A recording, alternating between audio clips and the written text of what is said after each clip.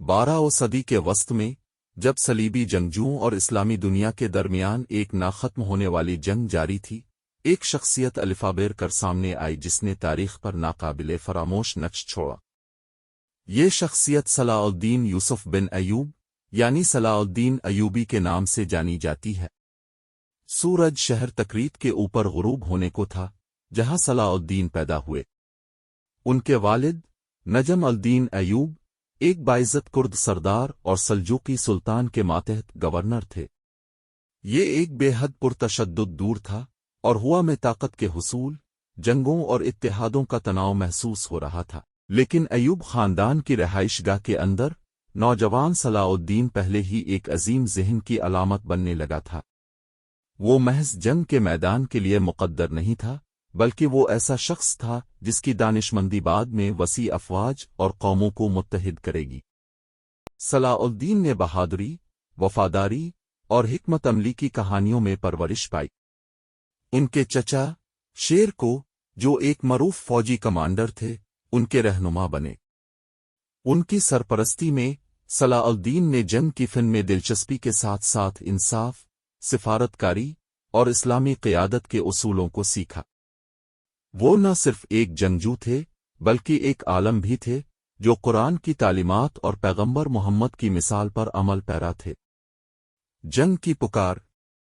जब सलाउद्दीन जवान हुए तो यरूशलेम पर सलीबियों का कब्जा उनके दौर का सबसे बड़ा मसला था। तकरीबन एक सदी से मुक़द्दस शहर अल-कुद्स यरूशलेम, जो मुसलमानों, ईसाइयों और यहूदियों के लिए मुक़द्दस है, सलीबियों के कब्जे में था, जिसे 1099 में पहली सलीबी जंग के दौरान छीना गया था।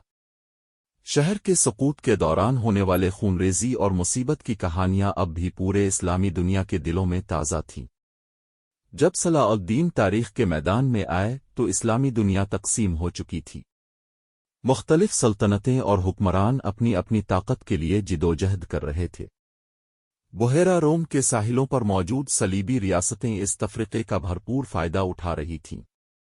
लेकिन सलाउद्दीन ने इस तकसीम को नाउम्मीदी की बजाय इस्लामी दुनिया को मुत्तहिद करने के मौका के तौर पर देखा। 1169 में सलाउद्दीन अपने चचा शेरको के साथ मिस्र गए, जहां उन्हें जंगी हुक्मरान नूर अल-दीन की तरफ से मिस्र को फातिमी खिलाफत के कमज़ोर कंट्रोल से आज़ाद कराने और सलीबियों के असरात का मुकाबला करने की जिम्मेदारी सौंपी गई।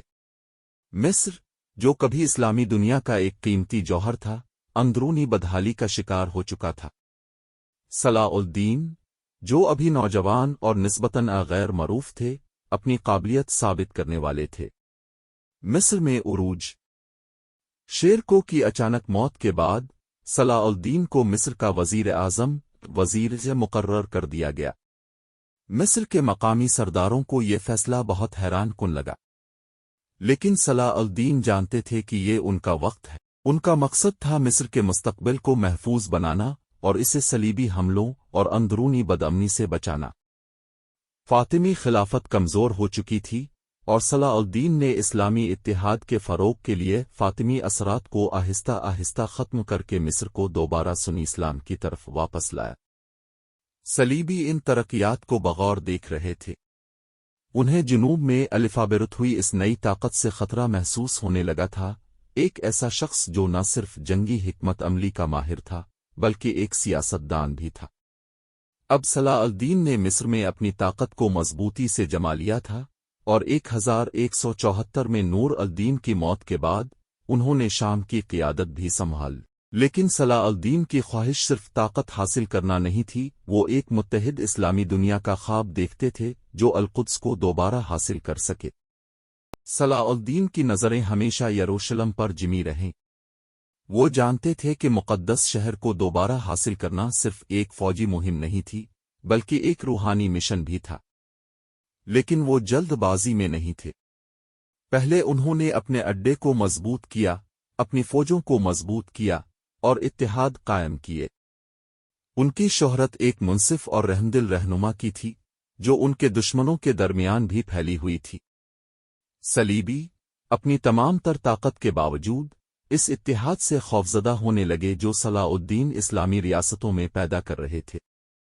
1187 में सालों की तैयारी के बाद صلاح الدین نے آخر کار صلیبیوں کے خلاف اپنی مہم کا آغاز کیا۔ ان کی افواج اسلام کے جھنڈے تلے متحد ہو کر تیزی سے شام کے علاقے میں پیش قدمی کر رہی تھیں۔